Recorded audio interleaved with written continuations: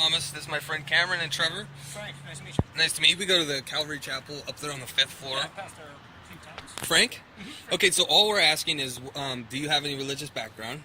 I'm not particularly religious myself, but Okay. I've never had a problem with anyone being religious, so long as you're not hurting anybody else. Okay, and do you have any pros or cons of Christianity? What do you think? I think whatever gives people solace is a good thing, you know. If people find comfort in their faith, they have any right to go out and believe in whatever they choose. Okay. Some yelling going on, okay. It's Everett. Yeah. The joys of methamphetamine, huh? Do you believe in a heaven or hell? Not really, but don't have anything against anyone who would. Okay. And do you think there are such things as absolute truth? I'm not sure. That would get into a discussion on perception and the limitations of human perception versus the limitations of the cosmos itself, which are pretty vast. Yeah. So whose perception? It depends. It really depends. If you're you, then it's your perception. I mean, I can't speak for anybody else. All I have is my own opinions, my own experiences, and my own thoughts. Okay. So you would say everything's relative? I'd say that things can be relatively relative, yes. Would that be true? Do you have a rough draft? I guess that would be an absolute truth. Yeah. Yes. Gave you a rough draft? Right on. Okay, so you're saying you have no religious upbringing? Not really. I have connections to a lot of religious people. In fact, my best friend has been a Christian since he's 5-6 years old. So. Does he or she ever share with you? Yeah. Yeah. So you have an understanding of what Christianity teaches, that yes. we've all broken God's law. Oh, yeah. We deserve punishment. God doesn't wish that any would perish, so he sent his son to pay for our sin on the cross. Yes. Then he rose from the dead, defeating death, and he offers us everlasting life as a free gift to all who call upon his name. Does that make sense? Yes, indeed it does. And you haven't responded to that? Or I suppose your response would be, I'm on the fence. I guess my response would be, I can't know, so I can't really make a call on it. Do you know that you can't know? At least for right now. Right on. So, I don't want to waste all your time. I know you got probably 10 minutes. You got like 13 minutes to get down the street. How far are you going? Oh, just down there a couple blocks. Okay. If there was a heaven, do you think you'd be good enough to go there? I couldn't say. It depends on the judgment of a deity who I couldn't comprehend. Okay, what if he gave you his word so that you could understand it? For instance, he has a moral standard that's far above ours. Like ours, I would consider myself to be a good person by man's standard, but not by God's. So we can just go through 4 of them to see how you're doing, okay? Okay. Have you ever lied before? Occasionally, yes. Was your name John? No. Jim? No. I'm really bad with names. Frank. Oh, I knew Way it. off. Yeah, it wasn't even a J. Okay, so have you ever lied before? Yes. Okay, Frank, what do you call people who lie? Liars, obviously. Have you ever stolen anything? No. This isn't one of those lies? I have not stolen anything. Ever? Ever. You've never taken a pencil? You've never taken music off the internet without paying for it? Like on your iPod right now? Not music that's up for pay. No, I usually download from artists who put out their stuff for free. So. Okay. Okay, so you never stole anything. That's commendable. Have you ever used God's name in vain? Oh yeah, tons of I was going to say, I've heard you say it twice since we've been here talking. Like saying OMG or GD or JC. It's using God's name as a cuss word to display disgust. Can you think of anyone else's name that we use as a cuss word to display disgust? Like Hitler. Do you hit your phone and say, oh, Hitler? It's usually Jesus. I don't know. Yeah, Maybe you should start introducing that to the vocabulary. well, It okay. offends a lot fewer people. And the final one, have you ever looked upon a woman to lust after one or sexually? Okay, so you do have blood running through your veins. Oh, yeah. So you'll be okay to donate today. Yes. Okay. Okay, Jesus said this. He said, you heard it said by them of old, thou shalt not commit adultery. We know what that is, right? Yeah. Cheating on your spouse or, you know. Or girlfriend or whatever. There you go. It's a different topic. He's the youth pastor. Maybe you guys can discuss. But he says this, but I say whoever looks upon a woman has committed adultery. In their hearts. Yes, because he sees our thought lives, actions, and intentions. So if you died today, Frank, I'm not judging you because I'm in the same boat. I was. There's some missing information. And God judged you by his standard. Would you be innocent or guilty? Bearing in mind you'd be a lying, blasphemous adulterer at heart. Okay, yeah, sure. Guilty? Yeah.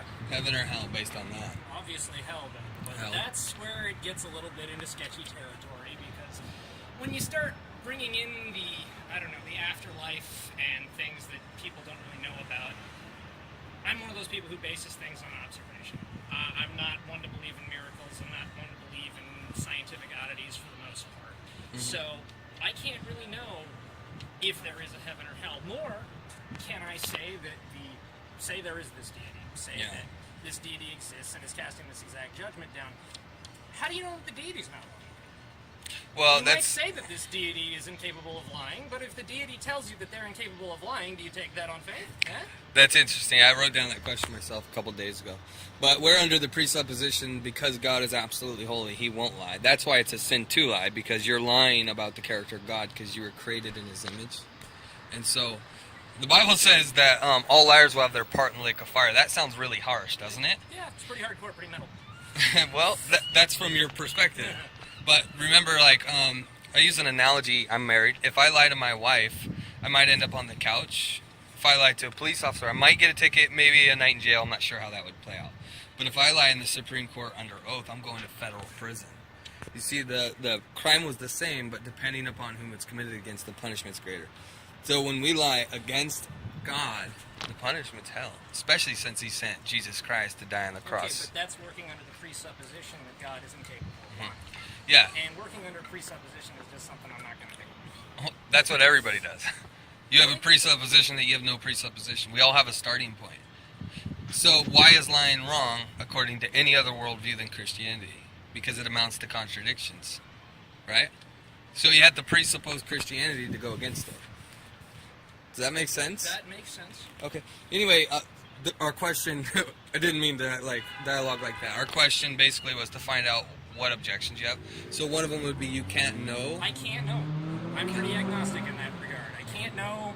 And also, the one thing that always bothers me, and I don't want to be the guy who brings up this point. This is fine. If you have a deity that's omnipotent, that's all-seeing, and that loves the species created in his image, correct? Mm-hmm. How come we're getting babies getting raped? Mm-hmm. How come, we have chemical weapons? Why couldn't those be completely eliminated? That's a good question. That is a good question. I think there's a lot of good answers to that.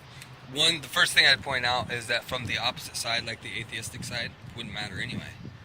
It would have no meaning on life. It wouldn't matter if I was raping babies or raping adults, And one of the things I ask people is, Frank, if God, what would you suppose that he should do? Get rid of all the evil in the world? Well, you can certainly tweak the moral compass. If you're a chemically driven being, it's proven that you can change your neurochemistry even with basic chemicals here. Mm-hmm. That's under the presupposition that we're only chemicals. Well, at least our physical way. Okay, there you go. But we have a spirit, we have a soul. God said he breathed into us and gave us that and put eternity in our hearts. But my question was, do you think God should rid the earth of evil, being that he's good and all-powerful? Well, I'm saying that if he was all-powerful, why wouldn't he just do it? Yeah, here's why. It's an act of mercy. This might sound crazy at first, but Frank, let's say God came back. I don't know what time it is. Is it 1-ish? Oh, yeah, I'm just gonna break myself in 1:54. Yes. Let's say God comes back at 2 o'clock to rid the world of evil. Where would you be at 2:01? I'd be completely screwed. So would everybody else, because it's a very, very high standard. Absolutely, because I got saved in 2008. What if he had came back in 2007? I would have get what I deserve, because I'm a liar, a thief, a blasphemer of his name, an adulterer, a whore. I dishonor my parents. I deface the image of God with my wickedness. So it's an act of mercy. One day he will wipe every tear, and he will rid the world of evil. And he doesn't wish that anyone would perish. He doesn't want you to perish. That's another reason we're here. If he really didn't want me to perish, then why wouldn't he make me good by default? Well, see, this goes back to Genesis, how he created us and gave us an opportunity to choose. Do you want to choose to obey me or not? Are you going to eat of the fruit or not? I told you not to. You did. Then the story goes on. We were born into sin. And okay. Do you have a Bible at home? I'll give you a little pocket one you can take with you, and just thank you for the interview. It's all good. I don't think you're really gonna change my mind on this particular issue. That said, though, you've definitely made some compelling points, and I have to say I've liked having a civil discourse on it. Awesome. I like people who aren't going to immediately scream at me because of something. And keep on doing what you're doing, seriously. Hey, thanks, Frank. As long as you're improving the world, anyone else's take, my take, someone else who doesn't agree with you, that's not gonna matter anyway. Because, after all, I mean, if this is how the way things go, and you are truly saved, then it's you who is saved. Mm-hmm. It's my fault if I'm not. Yeah, we want to see you saved, and that's kind of what we're talking about. And I understand that you want to. I'm going to say, it's probably not going to happen. Well, you know, a lot of people would say that about me when I was doing what I was doing before. So, anyway, that's our hope and our prayer. And we love you, Frank. Yep. We care about you. God bless you. Thank you very much. All right, God bless you. If you ever want to discuss, we'll be up here on the second floor on I'll keep Wednesdays. that in mind. Okay, see ya.